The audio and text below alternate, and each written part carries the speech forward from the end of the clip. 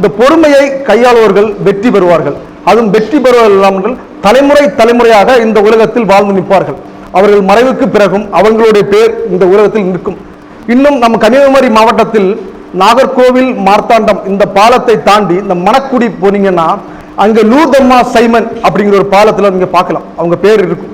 அது காரணம் என்னன்னா, இந்த கல்வியை நமக்கு கொண்டு வந்த பெருந்தலைவர் கர்மவீரர் காமராஜருடைய அரசபையில் அமைச்சராக இருந்தவர் தான் நம்முடைய லூர்தம்மா சைமன். அவர்கள் வந்த பாதை, அந்த கடினமான பாதை. இன்னைக்கு நம்ம ஊர்ல நிறைய ஊர்ல போட்டு நிற்கும். அந்த போட் எல்லாம் இங்க வர்றதுக்கு காரணமே லூர்தம்மா சைமன். அப்போ அவங்க இதுக்கு முன்னாடி என்னென்ன கஷ்டங்கள் அனுபவிச்சிருப்பாங்கன்னு பார்த்தா எல்லாத்துலயுமே அவங்க பொறுமையை கடைபிடித்தார்கள். இந்த வளமான பெண்கள் பங்கு அப்படின்னு பார்த்தா நம்ம வீட்டுல கூட எல்லா வீட்லையுமே பிள்ளைங்க வீட்டுக்கு போன உடனே அம்மாட்ட சாப்பாடு தாமா அப்படின்னு சண்டை போட்டு கேட்பாங்க. ஆனா அம்மா பொறுமையா கையாளுவாங்க.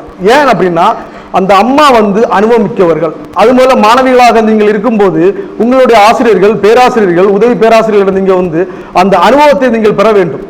உதாரணத்துக்கு இப்போ நிறைய சினிமாவில் எடுத்தீங்கன்னா நிறைய சினிமாவில் பெண்களுக்கு முக்கியத்துவம் கொடுப்பார்கள்.